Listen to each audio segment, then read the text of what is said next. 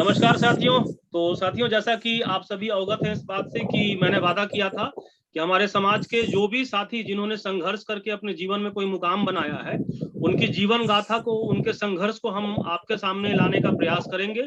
उसी प्रयास में आज की कड़ी में हमारे पास में माननीय संतोष जी हैं, मध्य प्रदेश पन्ना से। साथियों, जैसा कि आप सभी जानते हैं, मैं सुप्रीम कोर्ट में अधिवक्ता हूं। मेन काम जो मेरा है वो वकालत है, लेकिन समाज सेवा भी साथ में करता हूं। कहार महासंघ की स्थापना इसीलिए इस दिशा में की गई है।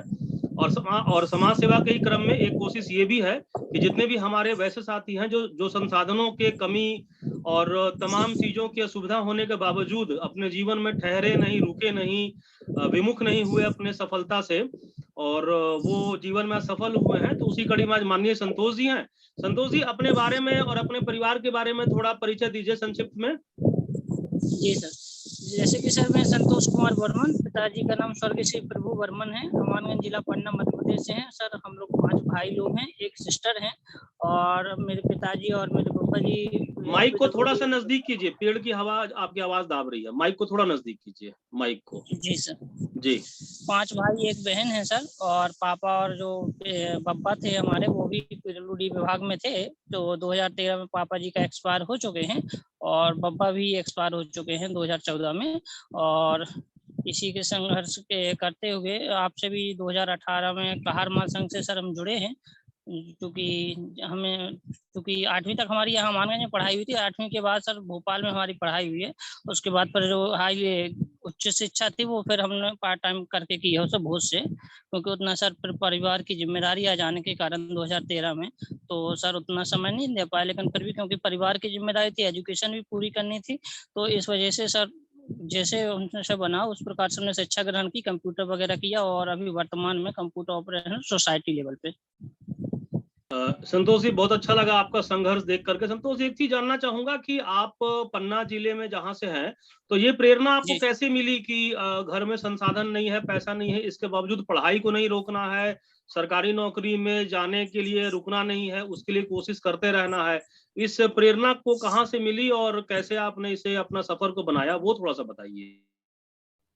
सर मेरे चाचा जी थे जो कि एमपीपी में ओआईसी थे, तो उन्हीं के साथ में मैं रहा हूँ। और यहाँ मानने के बाद जैसे मैं भोपाल गया तो एजुकेशन लाइफ क्या होती है, उसको जीना कैसे है और कितना एंजॉय करना होता है, कितना मजा आता है पढ़ने में, वो मुझे भोपाल जाके पता चला सर। उसके बाद में मुझे रोमांच हुआ, ये मुझे इतना है सर कि यदि मुझे स्कूल के लिए कोई मना करता तो बड़ी गुस्सा आती थी। एक चॉकलेट खा के मैंने पढ़ाई की है, सब पूरे दिन रहा करता था और एक एक चॉकलेट खा के पूरे दिन वो स्कूल जाने के लिए कभी वो नहीं जा रहा था। और सुबह 4 बजे उठते थे तो जो कॉलोनी होती है, कॉलोनी में जो लाइट लगी रहती है उसके नीचे पढ़ा करते थे, क्योंकि सुबह सुबह फिर हमें वहाँ पे काम भी करना होता था, क्योंकि जो थे हमारे परिचित में उनके यहाँ इसी हिसाब से गए थे कि उनका काम भी हम देखेंगे और अपनी पढ़ाई भी पूरी करेंगे।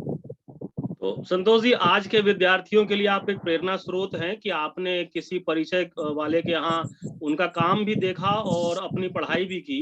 तो थोड़ा सा विस्तार से बताइए कि उनका काम क्या था, कितने घंटे उनके काम में देना पड़ रहा था, कितने घंटे आप स्कूल कर रहे थे, फिर आकर के पढ़ाई वढ़ाई कैसे मैनेज करते थे, वो थोड़ा सा विस्तार से बताइए। जी सर, घर का काम जो होता है सर उसी का करते थे। घर का मैंने जो भी काम होता है उसका झाड़ू पोछा बर्तन से लेकर सब कुछ हमने काम किया है सर उसमें। और उसके बाद फिर सुबह 7 बजे से स्कूल रहा करता था, तो सुबह 7 बजे तक हमें उनका पूरा काम कंप्लीट करके खाना पीना बना के स्कूल जाना होता था। अच्छा, मतलब आप ये बता रहे हैं कि आप ये बता रहे हैं कि आपने उनके यहाँ झाड़ू पोछा बर्तन खाना बनाना सब कुछ किया है। सब कुछ किया है सर हमने। अच्छा, पूरा तो आप देख लीजिए ये बातें, आप देख लीजिए ये बातें यूट्यूब पे जाएंगी ताकि युवाओं को प्रेरणा मिले। कोई दिक्कत तो नहीं है आपको इससे? नहीं, कोई दिक्कत नहीं है सर, वो जो सत्य है तो सत्य, उसके लिए क्या है। अरे क्या बात है, तो आप तो फिर बहुत बड़े प्रेरणा है भाई। कि तो उस समय आपकी आयु संतोष जी क्या रही होगी जब आप ये संघर्ष कर रहे थे अपने पढ़ाई के दिनों में? सर उस समय हमारी आयु 12-13 साल की रही होगी सर। तब अच्छा, से हम ये संघर्ष और उनके यहाँ किस क्लास में आप पढ़ने के लिए गए थे?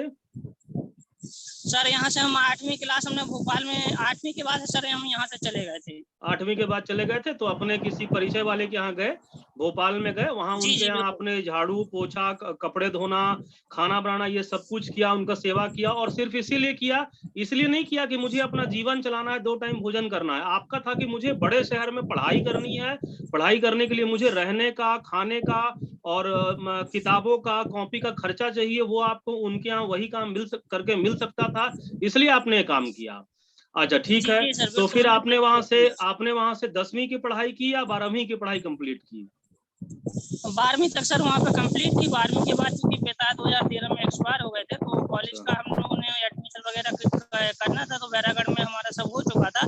लेकिन पापा एक्सपायर चूंकि हो गई, तो घर में संभालने वाला कोई नहीं था, बड़े भाई हैं तो वो घर पे ध्यान नहीं कर। पिताजी का डेथ कब हुआ था? 2013 में हुई थी सर, अच्छा, 13 13 में अक्टूबर हुआ था। 2013। तो फिर फिर आप जी घर चले आए? जी सर। अच्छा, अच्छा। फिर उसके बाद संघर्ष अपना कैसा रहा? फिर उसके बाद सर पिताजी के चूंकि परिवार बड़ा था और घर में इनकम कम थी सर, सोर्स नहीं थे, जी, और छोटे भाई बहन थे, तो उनको मैनेजमेंट करना, फिर अपने आप को पढ़ाई की ओर भी रखना, क्योंकि पढ़ाई में जरूरी है, क्योंकि वो उसी से हमको ताकत मिलती थी कि आगे जिस प्रकार से दीपक होता है, तो जिस प्रकार से जैसे जैसे दीपक को लेके आगे बढ़ते हैं तो उजेला देखते जाता है, उसी प्रकार से हमें शिक्षा की महत्ता पता चली। चूंकि हम बाहर रह चुके थे, तो उस चीज का हमें एक जुनून टाइप का था, एक शिक्षा को लेके, एजुकेशन को लेके, तो उस चीज जी, को हमें पता था कि, और चूंकि भोपाल जैसे शहर में रहे और फिर अमानगंज जैसे शहर में रहना, फिर एक कंफर्टेबल तो नहीं था, लेकिन फिर भी चूंकि जिम्मेदारी थी, यदि हम जिम्मेदारी को नहीं निभाते तो कल के दिन लोग ये कहते कि भाई अपना तो आपने कर लिया, आप भोपाल में ही सेटलमेंट हो गए और परिवार को आपने जिम्मेदारी नहीं निभाई, तो इसलिए हमने परिवार को महत्वता दी, ना कि वहां पे हमने फिर रहना उचित समझा, क्योंकि परिवार पहले देखना था, क्योंकि अब पिताजी तो चूंकि थे नहीं, तो इस मुश्किल घड़ी में सर, तो जी। हमने परिवार को महत्ता दी। नहीं तो आज यदि भोपाल में होते तो वहाँ पे हम कोई गवर्नमेंट जॉब में होते, वहाँ पे हम सेटलमेंट हो चुके होते, लेकिन हम वहाँ पर सेटलमेंट उसको छोड़ा। सेटलमेंट हो चुके, क्या पता आपकी शादी अच्छे घर में हो जाती, आपके पास बड़ा मकान होता, लेकिन आपका पीछे का जी जो परिवार था, माँ भाई बहन, वो छूट जाता। और वो लोग जिंदगी भर के जी लिए कहते हैं कि किसी को पढ़ाओ लिखाओ मत, क्योंकि पढ़ने लिखने के बाद में लोग स्वार्थी हो जाते हैं, संतोष जी की तरह। तो आपने ये कहा जी कि जी नहीं, सर। मैं ये दाग नहीं लगने दूंगा अपनी डिग्री पर, मैं सबको देखूंगा जी सर। और सबको साथ लेके चलूंगा, और फिर अपना विकास जी करूंगा और सबका विकास भी करूंगा। आपने इस थ्योरी पे काम जी किया। अच्छा संतोष जी, जी तो सर। फिर थोड़ा जानना चाहूंगा कि जब आप एक बार वापस यहाँ पे आ गए, उसके बाद का सफर जी कैसा था आपका? कैसे कैसे आपने मैनेज किया, घर को चलाना, खाना पीना, खर्चा, पढ़ाई? सर वहाँ के आने के बावजूद फिर हम सर यहाँ पे आए, तो यहाँ के संसे चूंकि काम वाम की आवश्यकता थी, चूंकि काम तो यहाँ पे था नहीं, यहाँ पे छोटे से लेवल पे थे, जी, तो जी, यहाँ पे भी एक रोड बन रही थी, कंस्ट्रक्शन का काम चल रहा था सर, तो फिर वहाँ का हमें एक भैया के माध्यम से मिला था, तो वहाँ पे 3000 रुपये महीना के रूप में हमको मिला, तो हमने कम से कम 5-6 महीना की सर, उसके बाद फिर पापा एक्सपायर हो गए, हमारे पिताजी के बाद पापा एक्सपायर हो गए थे, तो फिर एक घड़ी फिर मुश्किल की दौर आई सर, और तो वो एक और फिर मुश्किल हो गई और बड़ी कठिन समस्या हुई सर, तो उसके बाद फिर हमारे अतिथि में भी सर उस समय पे निकली हुई थी वैकेंसी, तो अभी हमने आपने कोशिश की बताया कि कि यदि। अभी आपने बताया कि आपके फूफा जी एक्सपायर हो गए थे। नहीं नहीं, बब्बा जी सर। अच्छा, दादाजी, पिताजी के दादाजी। पिताजी। अच्छा, दादाजी, दादाजी, ठीक दादाजी। है, ठीक है, ठीक है जी जी। सर। ये जो है क्योंकि किस ईस्वी की बात है? पिताजी, जी सर 2014 में जब चुनाव हो रहे थे सर, विधानसभा विधानसभा चुनाव थे सर, जी, जी।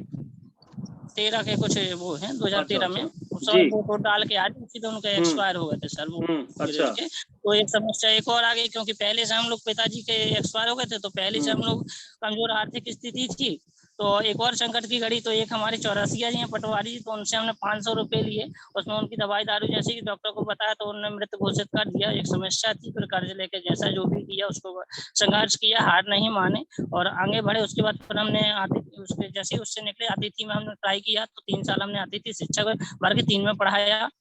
उसके बाद फिर हम सर गैस एजेंसी में जो भी जुड़े, तो 3-4 साल गैस एजेंसी में भी काम किए सर। उसके बाद 2018 के बाद हम कहार महासंघ में जुड़े सर। कहार महासंघ में हमें अजय जी के माध्यम से फेसबुक पे जानकारी मिली कि समाज का संगठन है, और हमें इस चीज की कमी भी महसूस हो रही थी, क्योंकि एजुकेटेड जो होते हैं उनको पता ही होता है कि संगठन कितना महत्वपूर्ण होता है। हम्म, इस चीज को तो हमें भर दी उस चैनल पे, और हमने कोशिश की। पहली तो पन्ना जिले में जो पहली मीटिंग हुई थी सर, अमानगंज में हुई थी कहार महासंघ की। जी।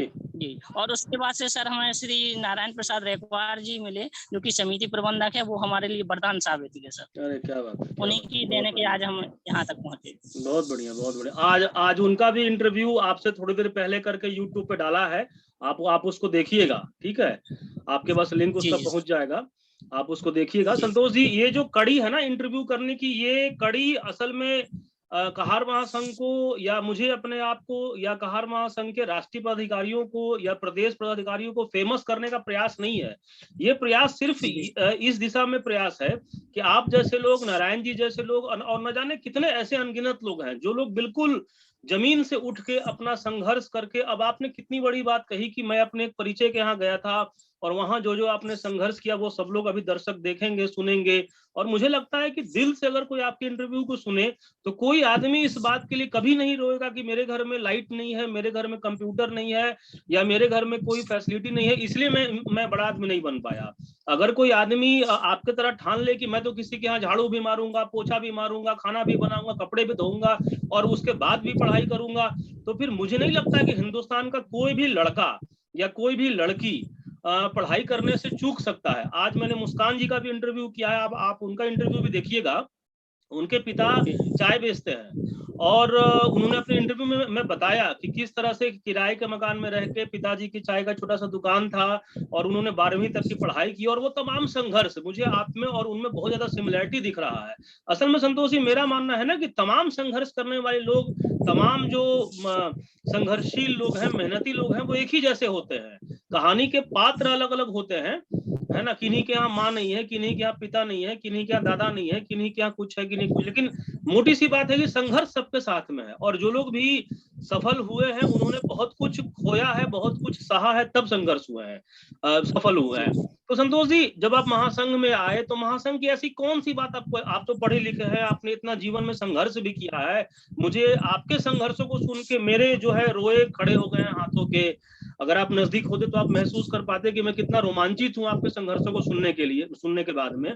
मैं जानना चाहता हूं कि कहार महासंघ में आप जब आए तो आप कोई अनपढ़ नहीं थे कि या कोई भी आपको कुछ भी समझा दे और आप यहाँ ज्वाइन कर लो। आप यहाँ आए, सबको आपने सुना, समझा। ऐसी कौन सी 2 4 5 मोटी मोटी सी बात थी जो आपको लगा कि नहीं, ये लोग ठीक है, इनकी नीतियां अगर जमीन पे जाएंगी तो समाज का जो गरीब तबका है, आम तबका है, मजदूर तबका है, उनके लिए कुछ बढ़िया ये लोग कर सकते हैं? वो उसके बारे में थोड़ा बताइए सर। कहार महासंघ के आपने सर जो 10 उद्देश्य बताए हुए हैं सर, उसी में सर पूरा सार छुपा हुआ है। जो भी है पूरा, जो भी यदि आप समाज सेवा करते हैं और यदि आप किसी भी मुद्दे को टच करना, समाज को कैसे उठाना, उस 10 बिंदु जो है सर वो सर्वगर्भता है। मतलब गागर से सागर भरा हुआ है सर उसमें आपने। उन मुद्दों पर काम करना है सर हमें, उन मुद्दों को हमें बहुत प्यारे लगे सर। उस अनुसार यदि काम हो जाएगा तो सर किसी को कुछ कहने की जरूरत ही नहीं है सर।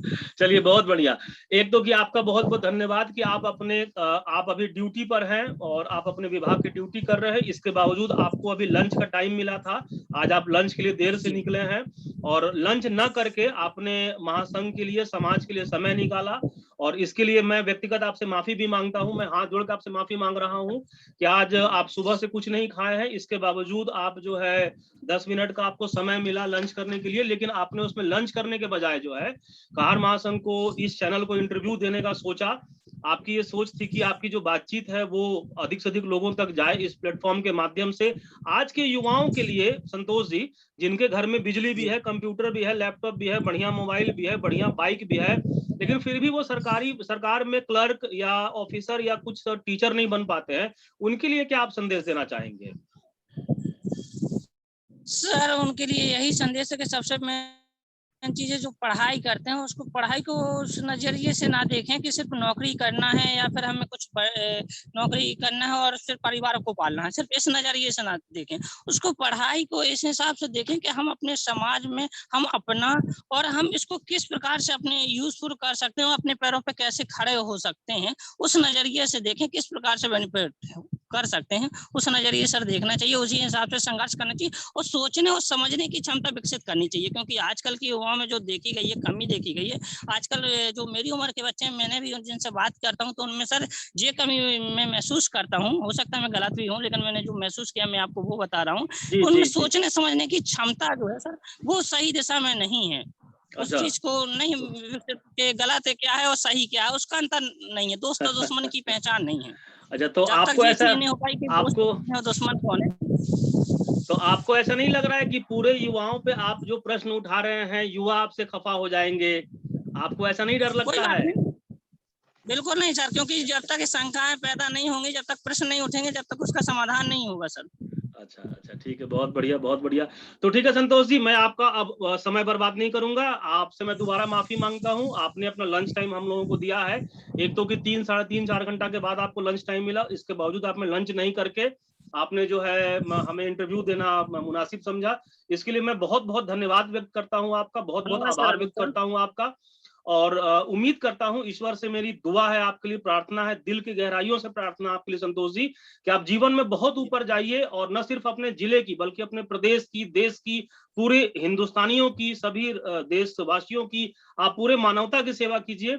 आप अपने हमेशा आप अपने परिवार का ख्याल रखिए, आप अपना भी ख्याल रखिए। कोरोना है, मास्क पहनिए, हाथों को सैनिटाइज रखिए, सभी का ख्याल रखिए।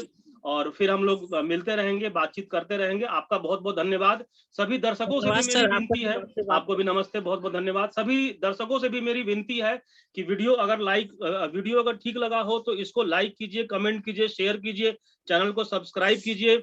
मैं वकील हूं, मेरा जो फुल टाइम काम है वो है बहस करना।